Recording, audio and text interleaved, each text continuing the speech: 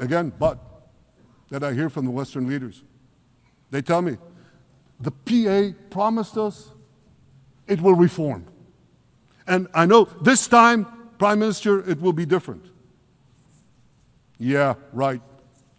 We've heard these promises for decades. They always promise.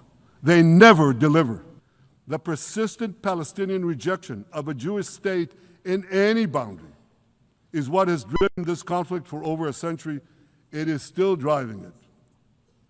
It's not the absence of a Palestinian state. It's the presence and existence of a Jewish state. And I find it amazing that the foreign chancelleries and the ministries and all those who pontificate about this, and the leaders, how can they not see this basic truth when it is repeated again and again and again ad nauseum? And I want to say something else. This rejection of a Jewish state not only applies to Hamas, it also applies to the so-called moderate Palestinian Authority. You should know that the Palestinian authorities pays terrorists to slay Jews.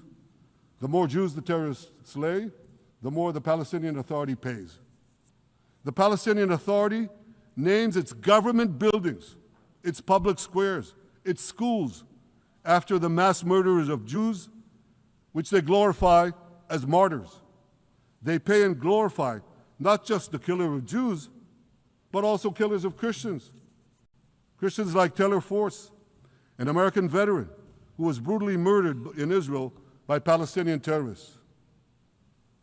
Again, that I hear from the Western leaders.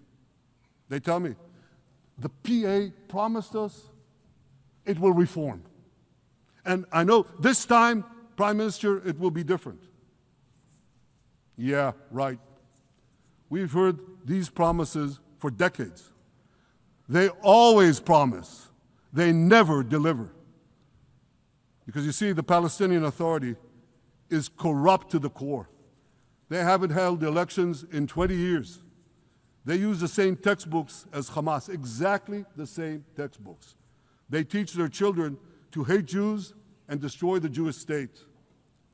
And Christians don't fare much better. When Bethlehem, the birthplace of Jesus, was under Israeli control, 80% of its residents were Christians. But since the PA took control, that number has dwindled to under 20%. These are the people you want to give a state to? What you're doing is giving the ultimate reward to intolerant fanatics who perpetrated and supported the October 7th massacre. Giving the Palestinians a state 1 mile from Jerusalem after October 7th is like giving Al-Qaeda a state 1 mile from New York City after September 11th.